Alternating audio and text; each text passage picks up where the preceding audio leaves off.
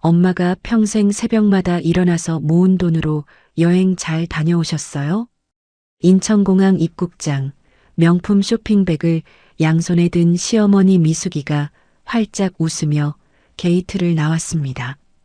그 뒤를 따라 남편 민수가 젊은 여자와 나란히 걸어 나왔습니다. 바로 그때 검은 옷을 입은 지연이가 그들의 앞을 막아섰습니다. 지연이는 떨리는 손으로 이혼소장을 남편의 가슴팍에 던졌습니다. 공항 바닥 위로 불륜 사진들이 흩날렸고 입국장 안이 순식간에 조용해졌습니다. 시어머니 미숙은 명품 쇼핑백을 놓치며 주저앉았습니다. 남편 민수는 뒤돌아 도망치려 했지만 이미 수사관들이 양쪽에서 다가오고 있었습니다. 친정어머니가 세상을 떠난 그날 남편과 시어머니는 장례식장을 버리고 해외여행을 간다며 비행기에 올랐습니다. 하지만 한 달 동안 지연이는 울지 않았고 그들의 증거를 하나하나 모았습니다. 그리고 마침내 시댁이 밟고 내린 그 공항 바닥 위에서 모든 것을 끝냈습니다. 영상을 시청하기 전 구독과 좋아요 꼭 눌러주세요. 오늘의 사연 시작합니다. 인천공항 입국장에는 화려한 조명이 끝없이 쏟아지고 있었습니다. 게이트가 열리자 양손 가득 명품 쇼핑백을 든 미숙이가 새카맣게 탄 얼굴로 활짝 웃으며 걸어 나왔습니다. 아이고, 역시 여행은 이 맛에 가는 거야. 피부가 이렇게 까맣게 됐잖아. 미숙이는 쇼핑백을 번쩍 들어올리며 만족스러운 표정을 감추지 못했습니다. 미숙이의 바로 뒤를 따라 민수가 짐 카트를 밀며 나왔고 민수의 옆에는 커다란 선글라스를 쓴 젊은 여자 수진이가 팔짱을 낀 채 나란히 걸어 나왔습니다. 오빠, 다음에는 몰디브 가자. 거기 물이 진짜 예쁘다며? 수진이는 민수의 팔에 더욱 바짝 매달리며 애교를 부렸습니다.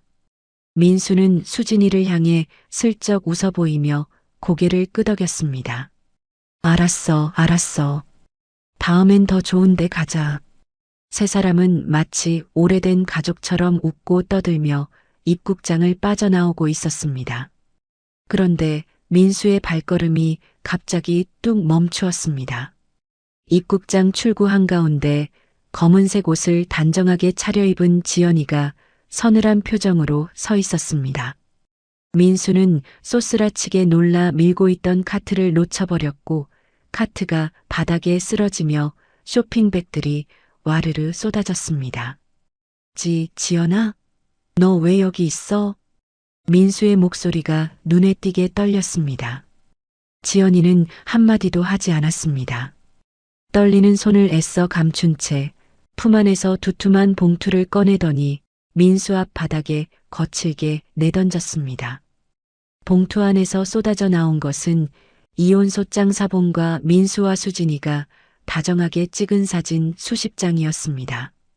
바닥에 흩어진 사진들을 본 수진이가 얼굴이 하얗게 질려 뒷걸음질을 쳤습니다. 이게 뭐야?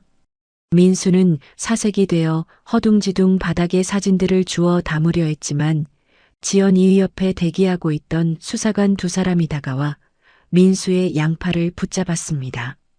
뭐야, 이 사람들은? 손 놔.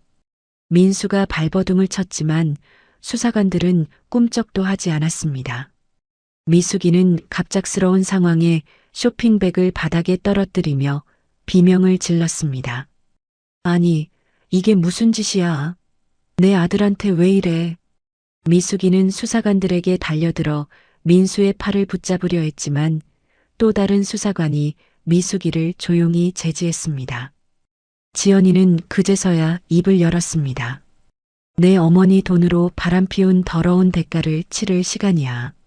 지연이의 목소리는 한치의 흔들림도 없이 차갑고 단호했습니다. 민수는 지연이를 향해 고함을 질렀습니다. 야, 이게 대체 무슨 짓이야? 미쳤어?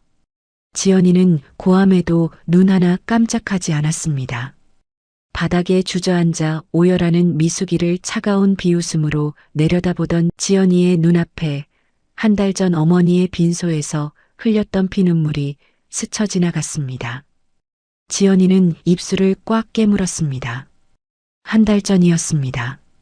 갑작스러운 사고로 평생 지연이를 홀로 키워주신 어머니가 허망하게 세상을 떠나셨습니다. 쓸쓸하게 차려진 빈소에서 지연이는 상복을 입고 제대로 서 있지도 못할 만큼 흐느껴 울고 있었습니다. 어머니의 영정사진 속 환한 미소가 지연이의 가슴을 칼로 도려내는 듯 아프게 찔렀습니다. 그런데 빈소 구석 소파에 삐딱하게 기대앉은 미숙이는 조문객들이 보는 앞에서 대놓고 휴대폰을 들여다보고 있었습니다. 발리 날씨 좋네.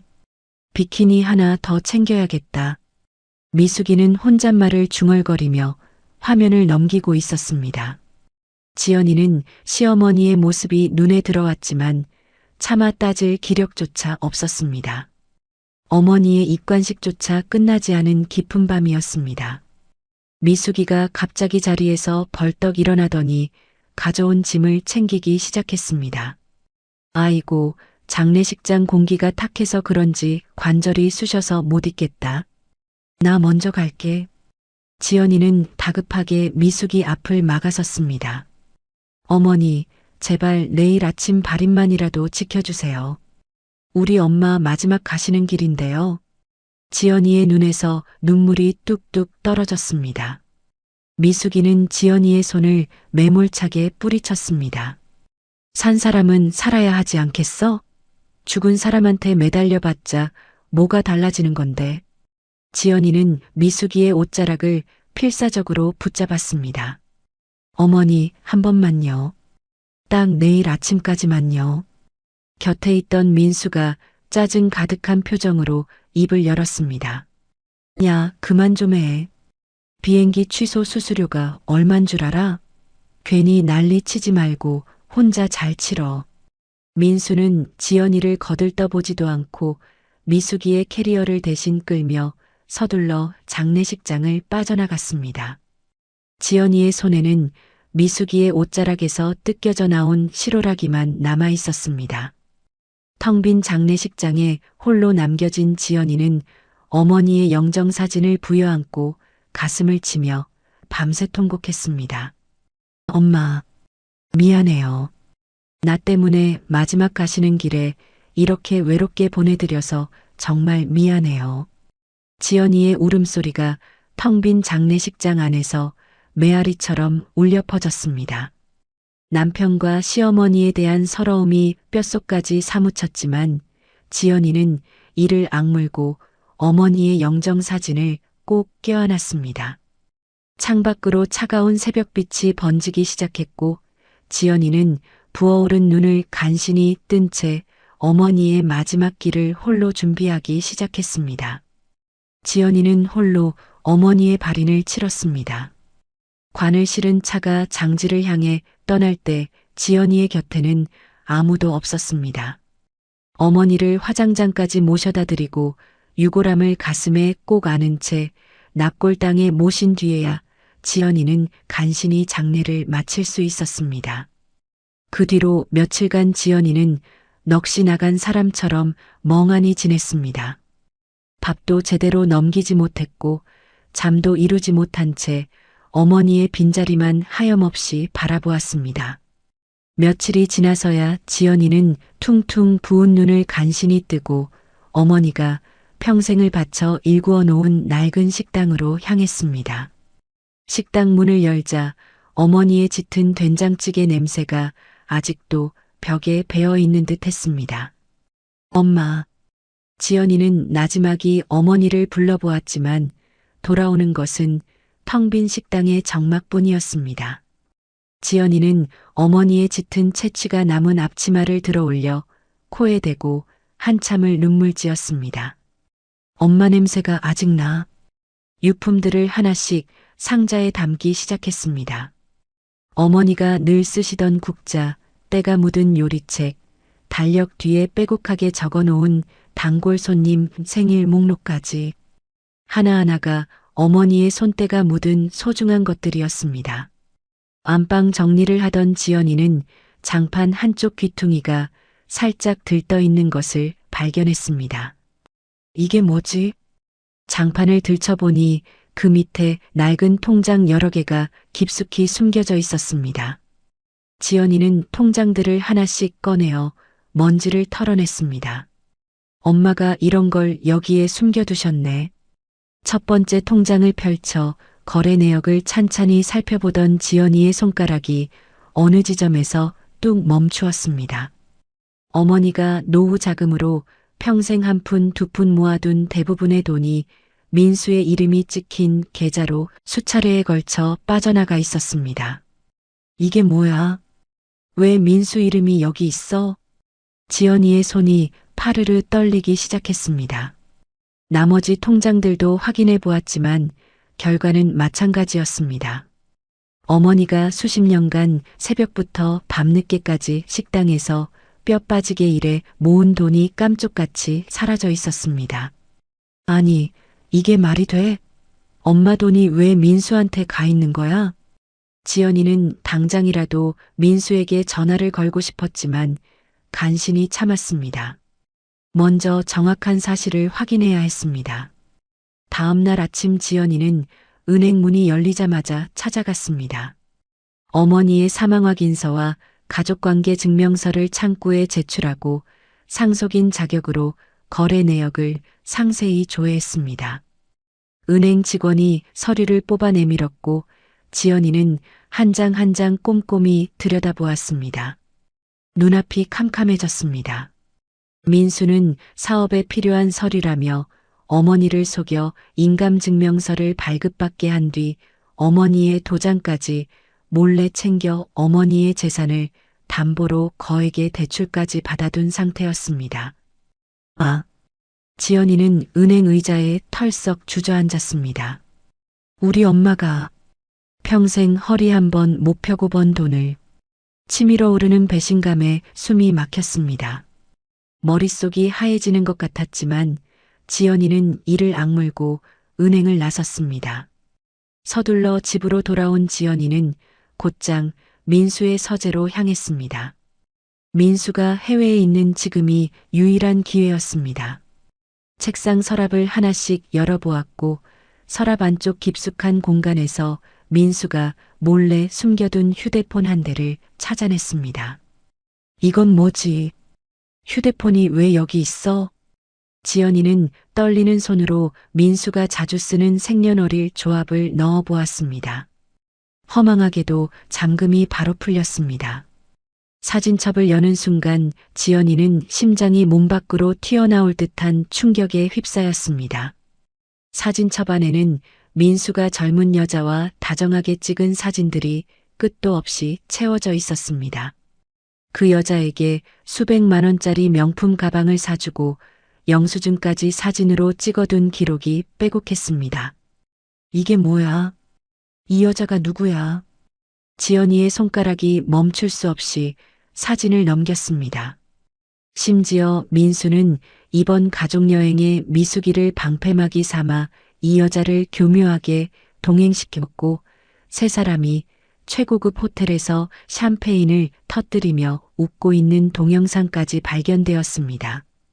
시어머니도 알고 계셨던 거야? 미숙이는 아들 민수의 외도를 오래전부터 알고 있었으면서도 그 여자가 선물로 바치는 가방에 눈이 멀어 두 사람이 불륜을 적극적으로 돕고 방관해왔던 것이었습니다. 지연이는 휴대폰을 쥔 채 바닥에 힘없이 주저앉았습니다. 우리 엄마가 새벽마다 일어나서 반죽하고 국물 끓이고 허리가 휘도록 번 돈으로 이런 짓을 하고 있었어? 눈물이 아무리 흘러도 멈추지 않았습니다. 한참을 바닥에 앉아 울던 지연이는 문득 어머니의 얼굴을 떠올렸습니다. 늘 환하게 웃으며 괜찮다, 괜찮다 하시던 어머니. 딸 걱정에 아프다는 소리 한번 못 하시던 어머니. 그 어머니의 피 같은 돈으로 이런 끔찍한 배신이 벌어지고 있었다는 사실에 지연이는 반드시 진실을 밝혀내겠다고 주먹을 꽉 쥐었습니다. 엄마, 내가 반드시 밝혀낼게. 한 푼도 빠짐없이 다 되찾아올게. 지연이의 눈에서 흐르던 눈물이 그제서야 멈추었습니다. 슬픔 대신 차가운 결의가 지연이의 온몸을 가득 채우기 시작했습니다. 다음 날 아침 지연이는 부은 눈을 찬물로 씻어내고 집을 나섰습니다. 향한 곳은 어머니의 식당에서 멀지 않은 법률 사무실이었습니다. 평소 어머니의 식당에 단골로 드나들던 변호사가 그곳에 있었습니다. 변호사님, 저 좀 도와주세요.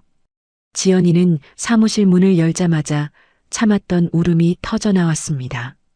변호사는 지연이를 의자에 앉히고 따뜻한 물 한 잔을 건넨 뒤 차분하게 이야기를 들었습니다. 지연이는 어머니의 통장에서 발견한 이체 기록부터 은행에서 확인한 대출 내역, 그리고 민수의 서재에서 찾아낸 비밀 휴대폰 속 불륜 증거까지 하나도 빠뜨리지 않고 모두 털어놓았습니다. 변호사는 이야기를 듣는 내내 얼굴이 점점 굳어졌습니다. 이 사람이 장모님을 속여서 인감증명서를 발급받게 했다고요? 네. 사업에 필요한 서류라고 거짓말을 했대요. 우리 엄마가 사위 말을 얼마나 잘 믿으셨는데. 지연이의 목소리가 떨렸습니다. 변호사는 책상을 한번 탁 치더니 단호한 목소리로 말했습니다. 지연 씨, 비용은 나중에 받아도 좋습니다. 이 악랄한 사람들을 반드시 법의 심판대에 올립시다. 정말요? 저도 어머님 음식 먹으며 힘든 시절 버텨온 사람입니다. 이런 일을 당하셨는데 가만히 있을 수가 없어요. 변호사는 곧바로 작전을 짜기 시작했습니다. 지연 씨, 남편분이 해외에 있는 지금이 가장 중요한 시간입니다. 이쪽에서 움직이는 걸 절대 눈치채면 안 돼요. 네, 알겠습니다. 서재에 회사 관련 서류가 있을 수 있어요. 장부 사본이나 거래 명세서 같은 게 있으면 전부 가져오세요. 제가 분석해 보겠습니다. 지연이는 집으로 돌아와 민수의 서재를 다시 한번 샅샅이 뒤졌습니다. 책장 맨 윗칸 상자 안에 회사 장부 사본과 거래 명세서가 빼곡하게 들어 있었습니다. 지연이는 서류 뭉치를 전부 꺼내어 변호사에게 가져다 주었습니다. 변호사는 며칠에 걸쳐 장부를 면밀히 분석했고 민수가 회사 공금까지 횡령한 증거를 잡아냈습니다. 지연 씨, 남편분이 장모님 돈만 빼돌린 게 아니에요. 회사 돈도 빼돌렸어요. 이건 횡령이에요. 지연이는 변호사의 말에 두 눈을 질끈 감았습니다. 이 사람이 대체 어디까지 썩은 거예요? 걱정 마세요. 증거가 이만큼 나왔으면 충분합니다. 이제부터 제가 움직이겠습니다. 그 사이에도 민수는 지연이가 모든 진실을 알게 된 줄은 꿈에도 모르고 틈만 나면 해외에서 전화를 걸어왔습니다. 야, 장례식장 비용 얼마 나왔어? 내가 보기엔 너무 비싸게 한 것 같은데. 민수의 목소리는 비아냥 그 자체였습니다. 지연이는 끓어오르는 분노를 꾹 눌러 삼키며 최대한 평온한 목소리로 대답했습니다. 비용은 크게 안 나왔어. 그런데 엄마 유산 상속 문제가 생각보다 잘 풀리고 있어. 큰 돈이 들어올 것 같아. 뭐? 큰 돈? 얼마나 되는데? 민수의 목소리가 확 달라졌습니다. 돈 얘기가 나오자 갑자기 관심이 폭발한 것이었습니다. 아직 정확한 금액은 모르겠는데 꽤 될 것 같아. 그래, 잘 됐네. 그거 정리되면 바로 알려줘. 전화를 끊자마자 또 다른 전화가 걸려왔습니다. 미숙이었습니다. 지연아, 유산 정리 잘 되고 있다며? 그 돈은 당연히 내 아들 민수 이름으로 돌려놓아야 해. 알겠지? 미숙이의 목소리에는 탐욕이 노골적으로 묻어나왔습니다. 네, 어머니. 잘 정리하고 있습니다. 지연이는 수화기를 내려놓으며 이를 악물었습니다. 당신들의 그 헛된 탐욕이 뼈저린 대가가 되어 돌아갈 거야. 지연이는 그렇게 속으로 굳게 되뇌었습니다. 귀국 전날 밤이었습니다. 미숙이는 호텔 침대 위에 수진이가 민수의 돈으로 사서 바친 한정판 가방을 올려놓고 흐뭇하게 쓰다듬었습니다. 아이고, 이 가방 진짜 예쁘다. 역시 수진이는 센스가 달라. 민수가 와인잔을 들고 미숙이 옆에 앉았습니다. 엄마, 내일 들어가면 바로 지연이한테 이혼 얘기 꺼내자.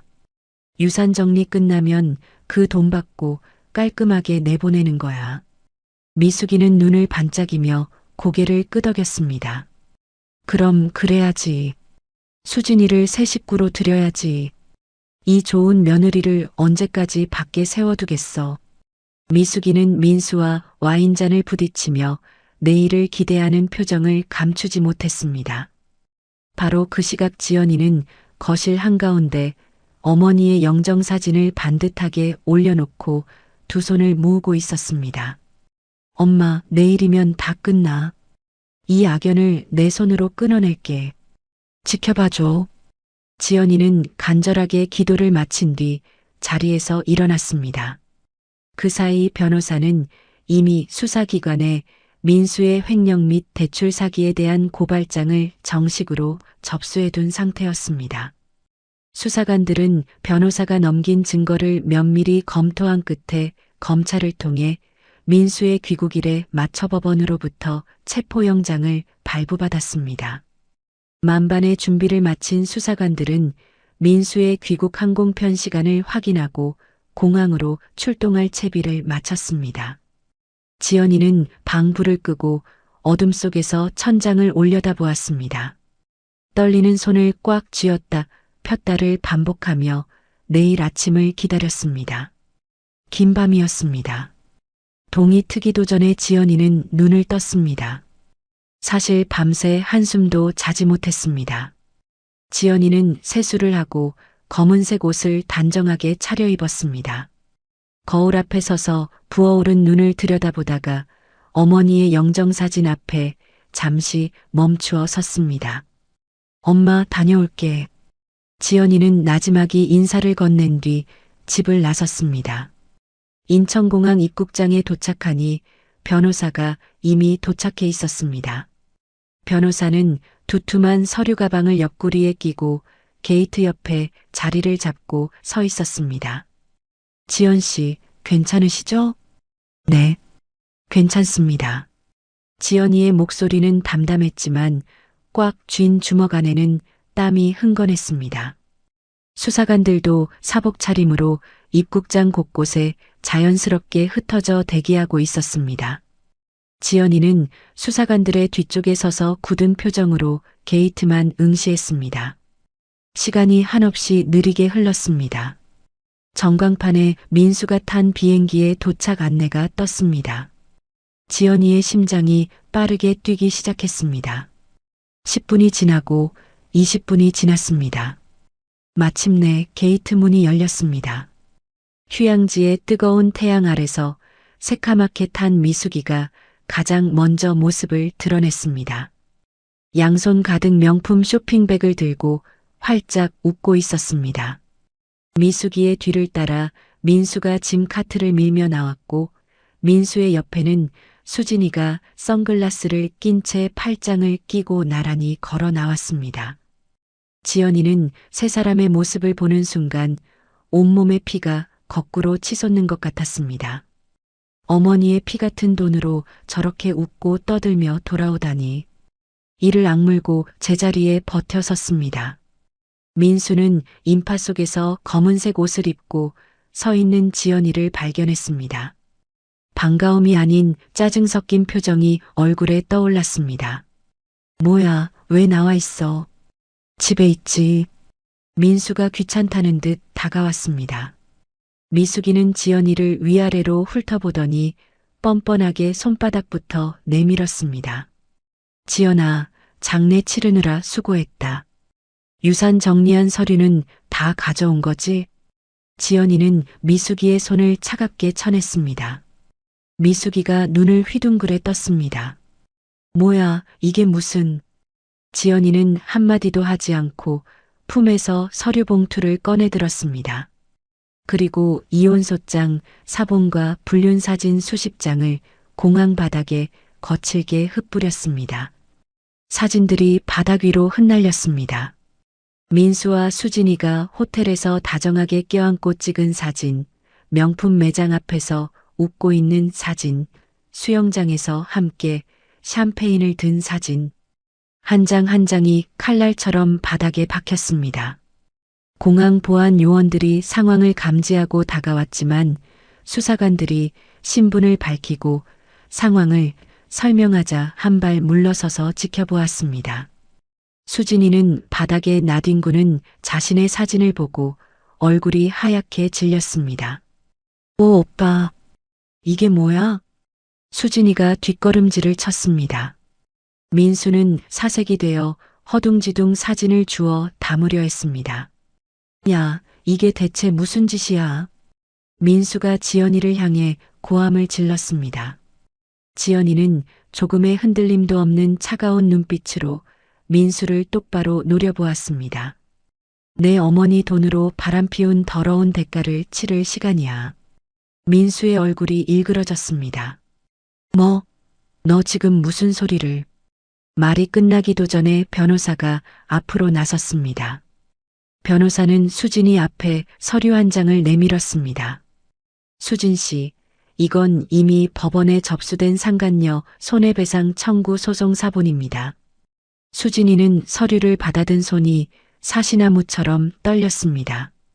나는 몰랐어. 결혼한 줄 몰랐다고. 수진이는 수치심에 얼굴을 두 손으로 감싸쥐고 도망치듯 인파 속으로 사라져버렸습니다. 미숙이는 그제서야 사태의 심각성을 깨달았습니다. 아니, 이게 무슨 짓이야? 지연아, 너 미쳤어? 당장 이거 치워. 미숙이가 바닥의 사진들을 발로 밟으며 소리를 질렀습니다. 하지만 사복을 입은 수사관들이 이미 민수의 양팔을 강하게 잡고 있었습니다. 놓으라고.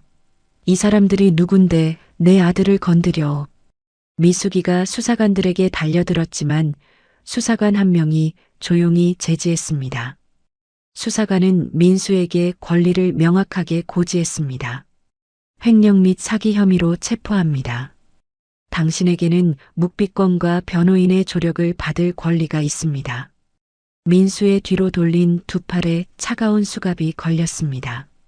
지연아, 야, 이거 무슨 오해야?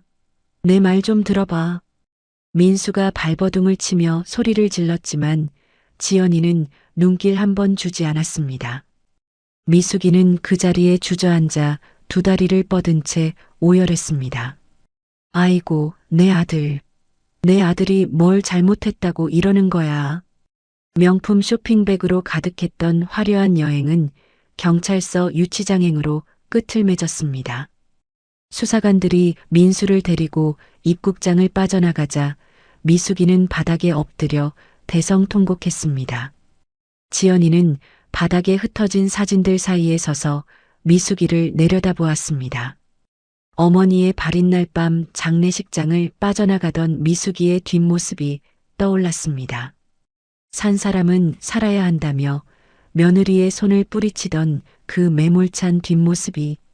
지연이는 돌아서서 공항 출구를 향해 걸어나갔습니다. 변호사가 조용히 뒤따르며 물었습니다. 지연 씨, 괜찮으세요? 지연이는 걸음을 멈추지 않은 채 대답했습니다. 이제 시작이에요.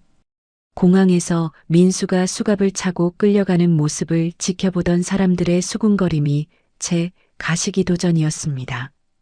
조금 전까지 기고만장하게 쇼핑백을 흔들던 미숙이는 바닥에 엎드린 채 숨을 헐떡이고 있었습니다. 변호사가 미숙이 앞에 다가가 차분한 목소리로 말했습니다. 어머님, 지금 들고 계신 쇼핑백 안의 물건들은 횡령 자금으로 구매한 증거품입니다.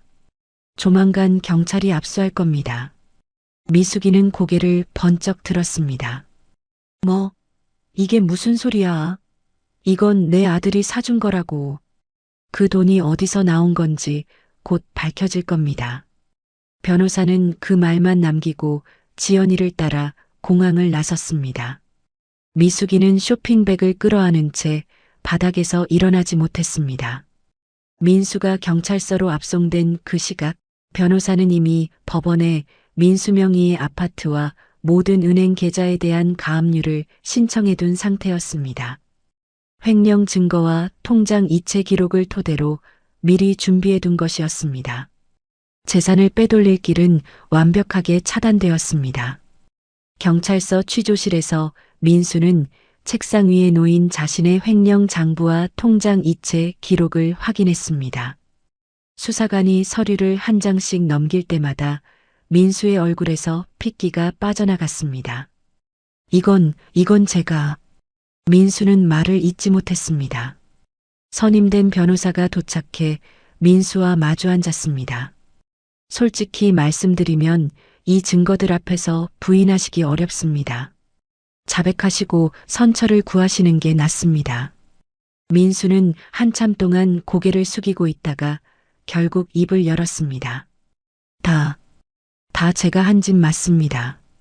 민수는 떨리는 목소리로 자신의 모든 죄를 자백했습니다. 장모를 속여 인감증명서를 받아낸 일, 장모의 돈을 빼돌린 일, 회사 공금을 횡령한 일까지 하나하나 실토할 때마다 민수의 어깨가 점점 더 움츠러들었습니다. 그 무렵 미숙이는 간신히 공항에서 빠져나와 집으로 돌아왔습니다. 떨리는 손으로 휴대폰을 꺼내어 수진이에게 전화를 걸었습니다. 수진아, 나야. 지금 큰일 났어. 민수가 경찰에 잡혀갔어. 변호사를 구해야 하는데 돈이. 수진이의 목소리가 차갑게 돌아왔습니다. 어머니, 저도 지금 소송을 당해서 망하게 생겼어요. 저한테 돈이 어디 있어요? 앞으로 연락하지 마세요. 전화가 끊겼습니다. 미숙이는 휴대폰을 들고 멍하니 서 있었습니다. 이 인연이 진짜 그동안 가방이며 밥이며 얼마나 해줬는데. 하지만 아무리 다시 전화를 걸어도 수진이는 받지 않았습니다. 며칠 후 민수의 면회가 가능해지자 지연이는 경찰서 접견실을 찾아갔습니다. 투명한 유리 너머로 민수가 앉아 있었습니다. 불과 며칠 만에 민수의 얼굴은 반쯤 늙어버린 것처럼 초췌했습니다. 민수는 지연이를 보자마자 유리에 이마를 갖다 대며 오열했습니다. 지연아, 나 잘못했어. 진짜 잘못했어. 한 번만 선처해줘. 평생 일해서 돈 갚을게. 제발. 지연이는 한참 동안 말없이 민수를 바라보았습니다. 어머니의 빈소에서 취소 수수료 타령을 하던 민수의 얼굴이 겹쳐 보였습니다. 당신이 우리 엄마 빈소를 버리고 떠났던 그날 밤, 이미 우리 인연은 끝이 났어. 지연이는 그 한마디를 남기고 자리에서 일어섰습니다. 지연아, 제발. 한 번만이야.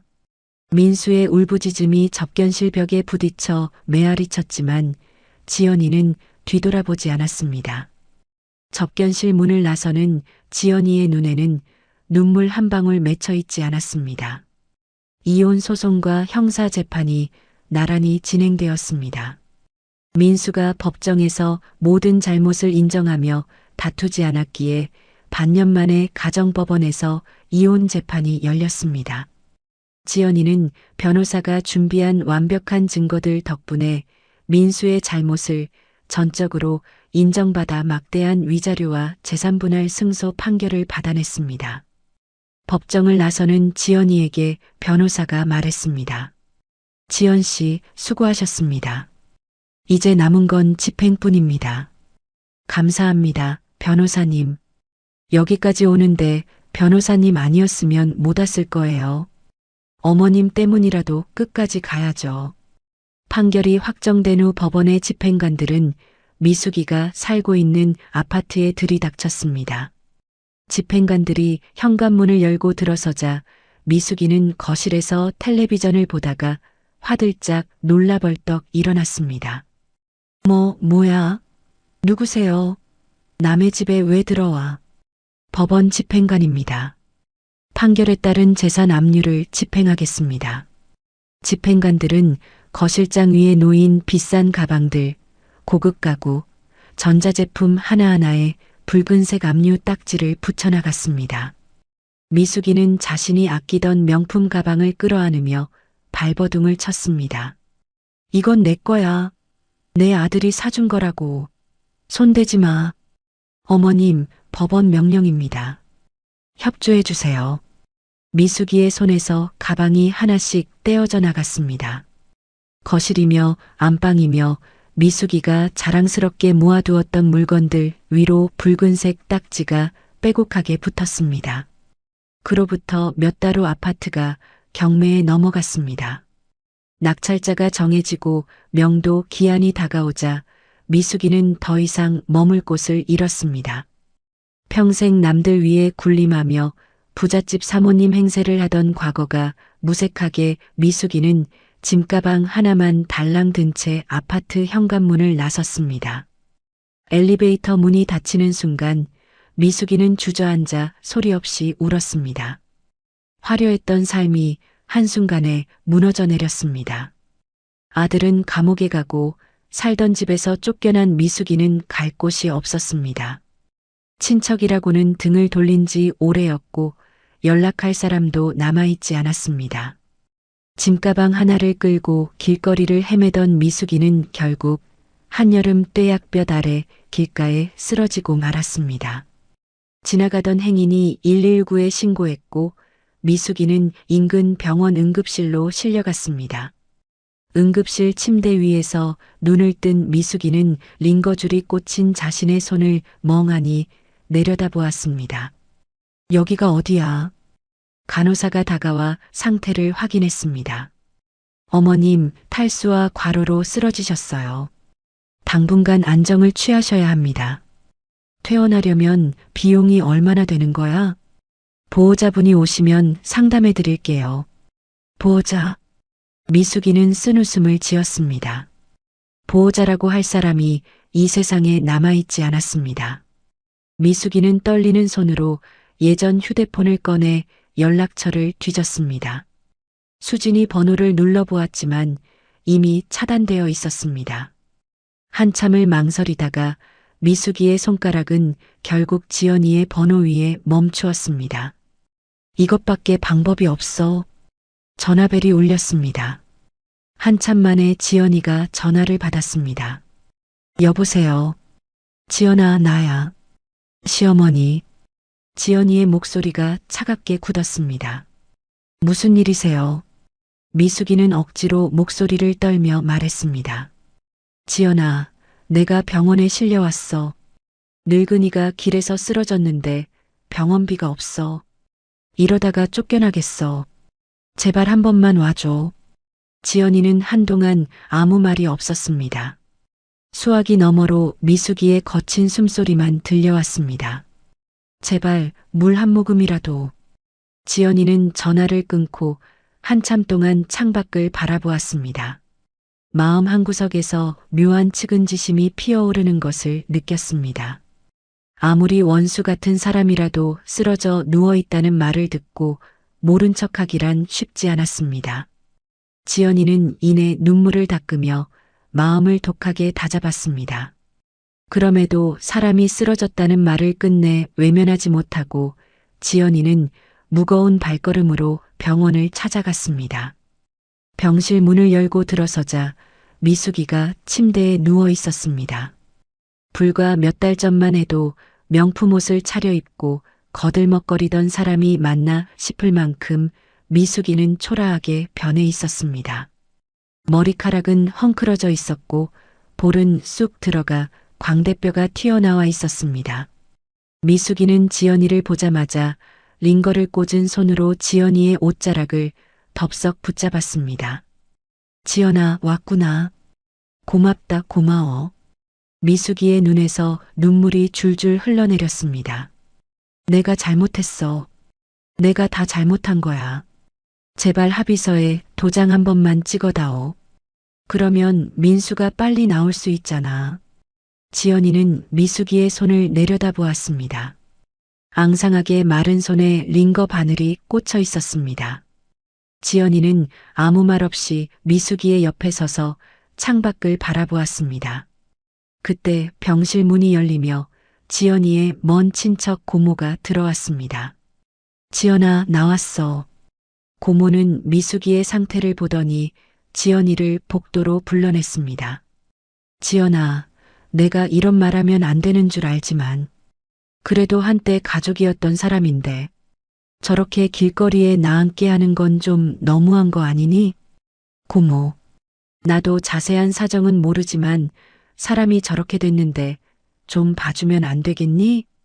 지연이는 고모의 말을 듣고 입술을 꽉 깨물었습니다. 병실로 다시 들어온 지연이는 창밖을 멍하니 바라보았습니다. 매일 아침 4시에 일어나 반죽을 하시던 어머니의 모습이 떠올랐습니다. 허리가 아파 꼬부라진 등을 펴지도 못하면서 손님들에게 밥을 차려주시던 어머니, 그 어머니에게 밥을 차려주던 긴 세월, 그리고 장례식장에서 산 사람은 살아야 한다며 등을 돌리던 미숙이의 뒷모자까지. 지연이는 흔들리던 마음을 굳게 다잡고 미숙이에게 다가갔습니다. 미숙이의 손을 조용히 떼어내며 지연이가 입을 열었습니다. 어머니, 저는 합의를 할 수 없어요. 지연아, 제발. 우리 엄마가 새벽마다 일어나서 벌어둔 돈이에요. 그 돈을 훔쳐다가 바람을 피우고 여행을 다니고 그걸 다 알면서 도와주셨잖아요. 미숙이는 고개를 떨구었습니다. 억울하게 엄마를 잃은 딸은 더 이상 자비를 베풀 수 없어요. 지연이는 단호하게 말을 마치고 병실을 나섰습니다. 원무과로 향한 지연이는 창구 직원에게 말했습니다. 410호 환자 며칠치 입원비 수납하려고요. 장례 후 어머니의 식당 단골 손님들이 위로금으로 걷어준 돈이 아직 남아 있었습니다. 지연이는 그 돈으로 미숙이의 입원비를 수납했습니다. 이것이 지긋지긋한 인연에 대한 마지막 정리였습니다. 원무과를 나서며 지연이는 뒤도 돌아보지 않았습니다. 병실에서는 미숙이의 울음소리가 복도까지 새어나왔습니다. 미숙이는 지연이가 병원비를 내주었다는 말을 간호사에게 전해 듣고 일말의 희망을 품었지만 합의를 끝내 거절한 지연이의 차가운 뒷모습을 떠올리며 침대 위에서 대성통곡했습니다. 내가 뭘 한 거야?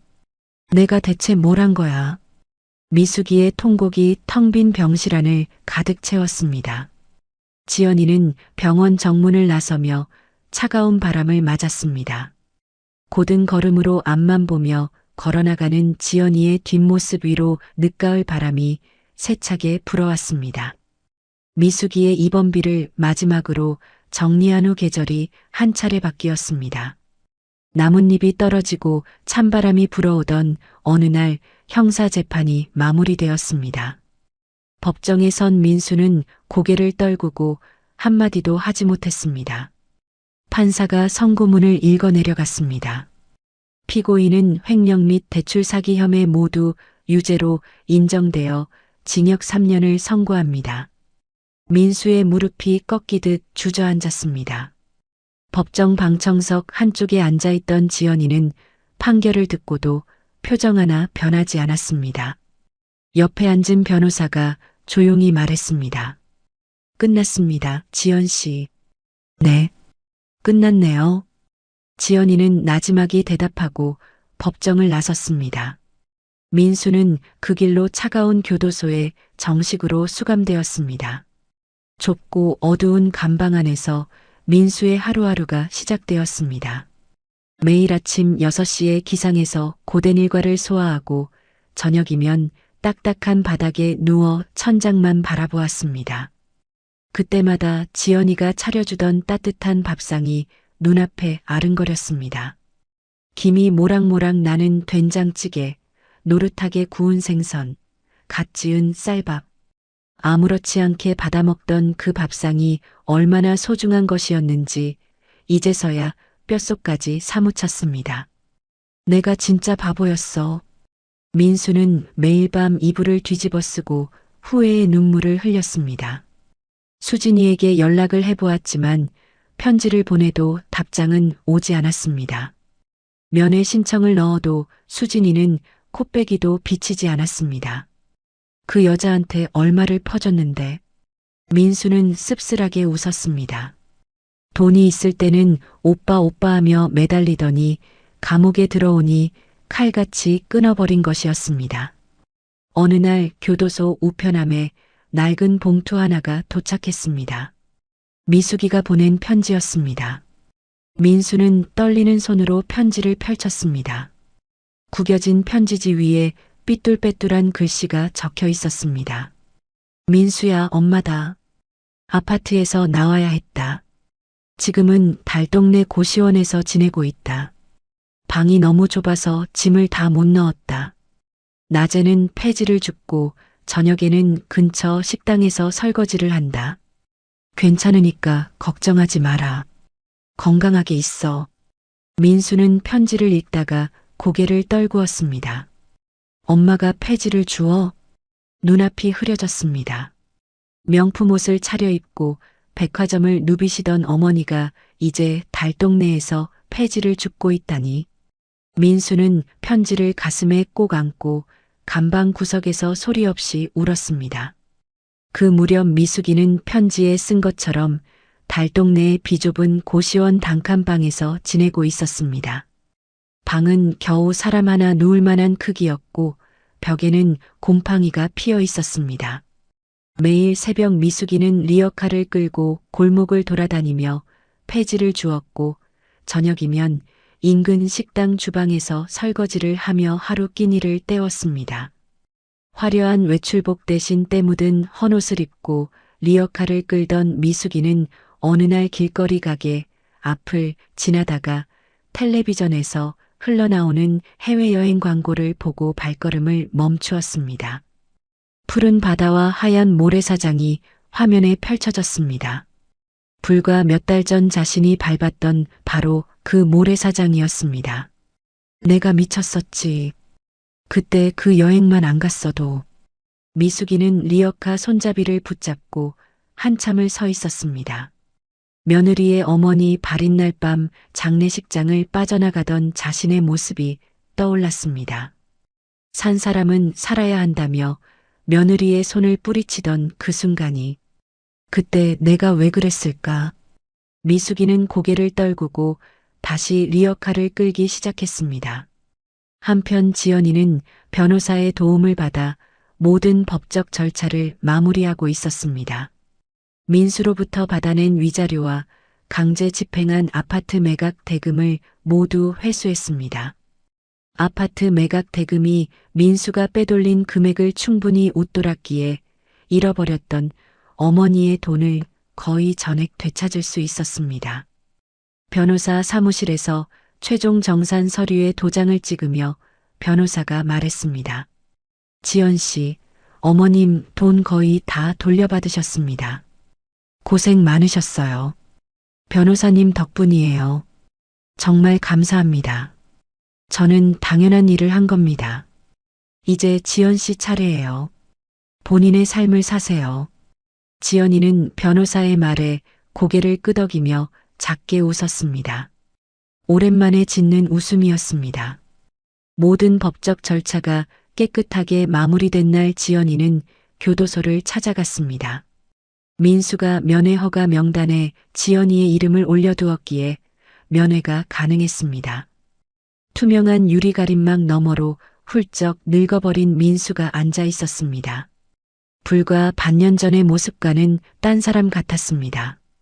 광대뼈가 튀어나오고 눈 밑에는 짙은 그늘이 깔려 있었습니다. 민수는 지연이의 얼굴을 보자마자 오열하며 유리 앞에 이마를 갖다 댔습니다. 지연아, 미안해. 정말 미안해. 내가 사람이 아니었어. 지연이는 아무 말 없이 민수를 바라보았습니다. 민수의 눈물이 유리를 타고 흘러내렸습니다. 장모님한테 한 짓, 너한테 한 짓, 1000번을 죽어도 싸지. 제발 용서해달라는 말은 안 할게. 그냥 미안하다는 말만 하고 싶었어. 지연이는 한참 침묵하다가 입을 열었습니다. 나는 당신을 용서하러 온 게 아니야. 민수의 울음이 뚝 멈추었습니다. 마지막으로 얼굴 보러 온 거야. 남은 수감 생활이 당신이 지은 죄를 씻어내는 시간이 됐으면 좋겠어. 진심으로. 지연이는 담담하게 말을 마치고 자리에서 일어섰습니다. 지연아. 민수가 불렀지만 지연이는 멈추지 않았습니다. 면회실 문을 나서며 지연이는 한 번도 뒤를 돌아보지 않았습니다. 교도소 정문을 나서자 차가운 겨울 바람이 지연이의 볼을 스쳤습니다. 지연이는 깊이 숨을 들이마셨습니다. 가슴속에 꽉 차 있던 무거운 덩어리가 한결 가벼워진 것을 느꼈습니다. 지연이는 하늘을 한번 올려다본 뒤 교도소 앞 긴 길을 따라 굳건한 발걸음을 옮기기 시작했습니다. 모든 법적 절차가 마무리되고 1년 후 봄이 찾아왔습니다. 번화가 한복판 사거리 코너에 깔끔한 간판 하나가 새롭게 걸렸습니다. 어머니의 이름을 딴 작은 식당이었습니다. 지연이는 어머니가 평생 고수해온 조리법 그대로 된장찌개를 끓이고 김치를 담갔습니다. 새벽 4시에 일어나 육수를 우려내는 것도, 손님 한 분 한 분에게 반찬을 넉넉히 챙겨드리는 것도 모두 어머니에게 배운 그대로였습니다. 식당 문을 처음 연 날 지연이는 빈 가게 안에 서서 어머니의 사진을 올려다보았습니다. 엄마, 드디어 열었어. 엄마 음식 솜씨 그대로 살려볼게. 지켜봐줘. 첫날 손님은 고작 3명이었습니다. 하지만 지연이는 그 3명에게 정성을 다했습니다. 밥 한 공기를 내놓을 때도 국물 온도를 확인하고 반찬 하나를 올릴 때도 어머니라면 어떻게 했을지 떠올리며 한 접시 한 접시 마음을 담았습니다. 손님이 밥을 다 먹고 숟가락을 내려놓으며 한마디 했습니다. 사장님, 이 된장찌개 맛이 예전에 이 근처에서 식당 하시던 분 음식이랑 똑같네요. 지연이는 가슴이 뜨거워지는 것을 느꼈습니다. 저희 어머니가 하시던 식당이에요. 아, 그분 따님이셨구나. 어쩐지. 이 맛이야, 이 맛. 손님의 그 한마디에 지연이의 눈시울이 붉어졌습니다. 하루 3명이던 손님은 일주일이 지나자 10명이 되었고, 한 달이 지나자 점심시간에는 빈자리가 없을 만큼 입소문을 타고 사람들이 몰려들었습니다. 예전에 칙칙하고 우울했던 모습은 온데간데 없이 화사하고 단정한 옷을 입고 손님들을 맞이하는 지연이의 얼굴에는 생기가 넘쳤습니다. 어서 오세요. 자리 이쪽으로 앉으세요. 지연이의 밝은 목소리가 식당 안을 가득 채웠습니다. 어느 점심시간 식당 문이 열리며 낯익은 얼굴이 들어왔습니다. 변호사였습니다. 변호사님, 어서 오세요. 지연 씨, 식당이 잘 된다고 소문 듣고 왔습니다. 자리 있어요? 변호사님 자리는 항상 있죠. 이쪽으로 앉으세요. 변호사는 구석 자리에 앉아 된장찌개 한 그릇을 주문했습니다. 첫 숟가락을 뜬 변호사의 눈이 동그래졌습니다. 이 맛이네요. 어머님이 끓여주시던 그 맛 그대로야. 정말요? 아직 엄마 실력에는 한참 멀었는데. 아닙니다. 충분해요. 어머님이 보시면 참 뿌듯해 하셨을 겁니다.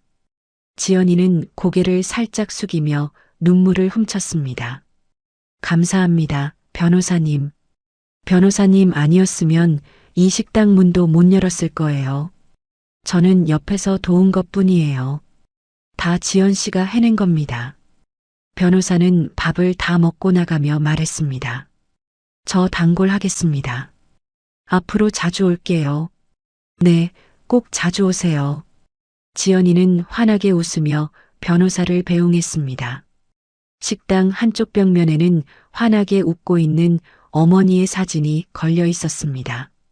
지연이는 매일 아침 장사를 시작하기 전 어머니의 사진 앞에 서서 두 손을 모았습니다.